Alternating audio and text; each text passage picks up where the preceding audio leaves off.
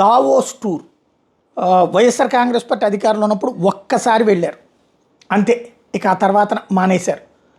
అదే సందర్భంలో చంద్రబాబు గారు దావోస్ టూర్కి ప్రతిసారి వెళ్తూనే ఉంటారు. ఈ దఫా కూడా ప్రభుత్వం అధికారంలోకి వచ్చాక చంద్రబాబు గారితో పాటు లోకేష్ గారు కూడా కలిసి వెళ్ళబోతున్నారు. జనవరి 20 నుంచి వరల్డ్ ఎకనామిక్ ఫోరం సదస్సు జరగబోతుంది. నెల 19 దావోస్ బయలుదేరబోతుంది చంద్రబాబు బృందం. షేవింగ్ ద ఇంటెలిజెంట్ ఏజ్ థీమ్తో దావోస్లో ఏపీ బృందం ప్రదర్శన చేయబోతుంది.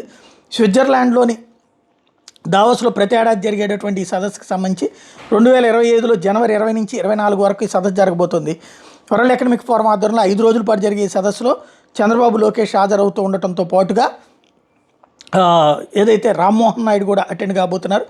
ఏపీలో పెట్టుబడులకు సంబంధించి ఒక థీమ్ కావాలన్నప్పుడు shaping the intelligent age, shaping not shaving, shaping the intelligent age థీమ్తో ఆంధ్రప్రదేశ్ బృందం దావోస్లో పర్యటన చేయబోతోంది. టెక్నికల్ అడ్మినిస్ట్రేషన్, రెన్యూబుల్ ఎనర్జీ తదితర అంశాల మీద స్వయంగా లోకేష్ ఎక్స్ప్లెయిన్ చేయబోతున్నారు. రాష్ట్రంలో స్మార్ట్ సిటీలు, మౌలిక సదుపాయాల ప్రాజెక్టుల గురించి అంతర్జాతీయ కంపెనీలకు ఎక్స్ప్లెయిన్ చేయబోతున్నారు.